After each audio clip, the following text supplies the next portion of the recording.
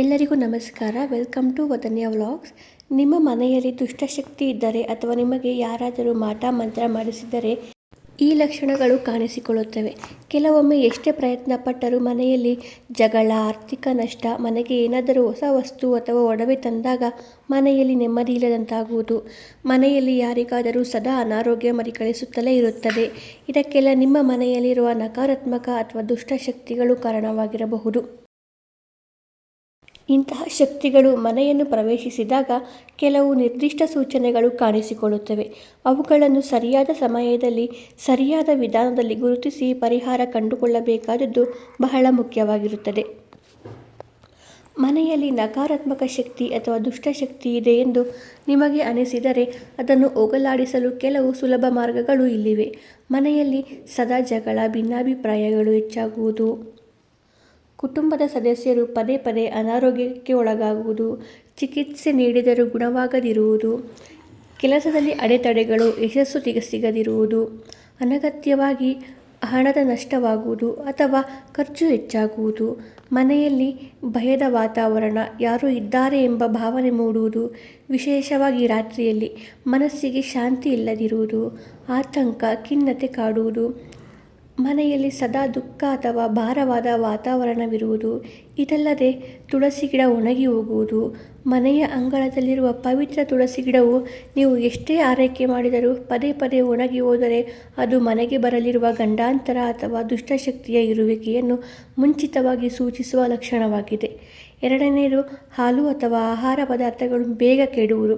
ನೀವು ತಾಜಾ ತಂದ ಹಾಲು, ಮೊಸರು ಅಥವಾ ಬೇಯಿಸಿದ ಆಹಾರ ಪದಾರ್ಥಗಳು ಅತಿ ಶೀಘ್ರವಾಗಿ ಅಥವಾ ಪದೇ ಪದೇ ಕೆಟ್ಟು ಹೋಗುತ್ತಿದ್ದರೆ ಅದು ಮನೆಯಲ್ಲಿ ನಕಾರಾತ್ಮಕ ಶಕ್ತಿಯ ಸಂಚಲನವನ್ನು ಸೂಚಿಸುತ್ತದೆ. ಕಾರಣವಿಲ್ಲದೆ ಜಗಳ ಮತ್ತು ಮನಃಶಾಂತಿ ಇಲ್ಲದಿರುವುದು. ಮನೆಯ ಸದಸ್ಯರ ನಡುವೆ ಯಾವುದೇ ಸ್ಪಷ್ಟ ಕಾರಣವಿಲ್ಲದೆ ಪದೇ ಪದೇ ಜಗಳಗಳು ನಡೆಯುತ್ತಿದ್ದರೆ ಮತ್ತು ಮನೆಯಲ್ಲಿ ಯಾರೊಬ್ಬರಿಗೂ ನೆಮ್ಮದಿ ಇಲ್ಲದಂತಹ ವಾತಾವರಣವಿದ್ದರೆ ಅದು ನಕಾರಾತ್ಮಕ ಶಕ್ತಿಯ ಪ್ರಭಾವದ ಮೊದಲ ಲಕ್ಷಣವಾಗಿದೆ. ನಾಲ್ಕನೆಯದು, ದೀಪವು ಪದೇ ಪದೇ ಆರಿ ಹೋಗುವುದು. ದೇವರ ಮನೆಯಲ್ಲಿ ಪೂಜೆ ಮಾಡುವಾಗ ಹಚ್ಚಿದ ದೀಪವು ಗಾಳಿ ಇಲ್ಲದಿದ್ದರೂ ಪದೇ ಪದೇ ಆರಿ ಹೋದರೆ ಅಥವಾ ದೀಪದ ಜ್ವಾಲೆಯು ಅಸ್ಥಿರವಾಗಿದ್ದರೆ ಅದನ್ನು ಅಶುಭದ ಸಂಕೇತವೆಂದು ಪರಿಗಣಿಸಲಾಗುತ್ತದೆ. ಒಂಟಿತನ ಮತ್ತು ನಕಾರಾತ್ಮಕ ಆಲೋಚನೆಗಳು.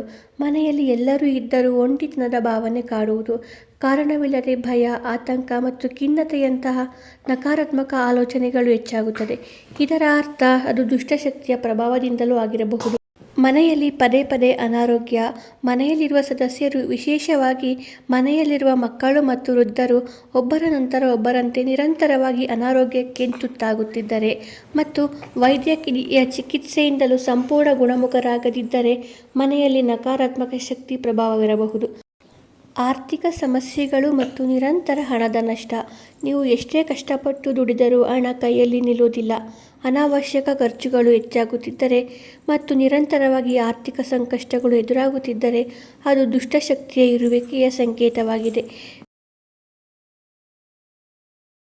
ವಿಚಿತ್ರ ಶಬ್ದಗಳು ಮತ್ತು ವಸ್ತುಗಳು ಕಾಣೆಯಾಗುವಿಕೆ. ರಾತ್ರಿ ಸಮಯದಲ್ಲಿ ಮನೆಯಲ್ಲಿ ವಿಚಿತ್ರವಾದ ಶಬ್ದಗಳು ಕೇಳಿಬರುವುದು, ವಸ್ತುಗಳು ಇದ್ದ ಜಾಗದಿಂದ ಪದೇ ಪದೇ ಕಣ್ಮರೆಯಾಗುವುದು ಅಥವಾ ಮುರಿದು ಬೀಳುವುದು ನಡೆದರೆ ಅದನ್ನು ನಿರ್ಲಕ್ಷಿಸಬಾರದು. ಇದು ನಕಾರಾತ್ಮಕ ಶಕ್ತಿಯ ಚಟುವಟಿಕೆಯ ಸ್ಪಷ್ಟ ಸಂಕೇತವಾಗಿರುತ್ತದೆ. ನಕಾರಾತ್ಮಕ ಶಕ್ತಿಯನ್ನು ಹೋಗಲಾಡಿಸಲು ಉಪಾಯಗಳು ಮತ್ತು ಸರಳ ಪರಿಹಾರಗಳು. ನಕಾರಾತ್ಮಕ ಶಕ್ತಿಯನ್ನು ಮನೆಯಿಂದ ಹೊರಹಾಕಿ ಸಕಾರಾತ್ಮಕತೆಯನ್ನು ಹೆಚ್ಚಿಸಲು ಈ ಕೆಳಗಿನ ಕ್ರಮಗಳನ್ನು ಅನುಸರಿಸಬಹುದು. ಮನೆಯ ಶುಚಿತ್ವ ಮತ್ತು ಸ್ವಚ್ಛತೆ ಬಹಳ ಮುಖ್ಯ. ಮನೆಯನ್ನು ಒರೆಸಲು ಬಳಸುವ ನೀರಿಗೆ ಕಲ್ಲುಪ್ಪನ್ನು ಬೆರೆಸಿ ನೆಲವನ್ನು ಒರೆಸಬೇಕು. ಇದು ಮನೆಯಲ್ಲಿರುವ ನಕಾರಾತ್ಮಕ ಶಕ್ತಿಯನ್ನು ಹೀರಿಕೊಳ್ಳುತ್ತದೆ. ಮನೆಯನ್ನು ಯಾವಾಗಲೂ ಸ್ವಚ್ಛವಾಗಿ ಮತ್ತು ಅಚ್ಚುಕಟ್ಟಾಗಿ ಇಡಿ. ಅವ್ಯವಸ್ಥೆ ಮತ್ತು ಕಸವು ನಕಾರಾತ್ಮಕ ಶಕ್ತಿಯನ್ನು ಆಕರ್ಷಿಸುತ್ತದೆ. ಕಿಟಕಿಗಳು ಮತ್ತು ಬಾಗಿಲುಗಳನ್ನು ಆಗಾಗ ತೆರೆದಿರಿ. ತಾಜಾ ಗಾಳಿ, ಬೆಳಕು ಮತ್ತು ಮನೆಯೊಳಗೆ ಬರಲಿ. ಇದು ನಕಾರಾತ್ಮಕ ಶಕ್ತಿಯನ್ನು ಹೊರಹಾಕಿ ಸಕಾರಾತ್ಮಕತೆಯನ್ನು ಅರಿವನ್ನು ಹೆಚ್ಚಿಸುತ್ತದೆ.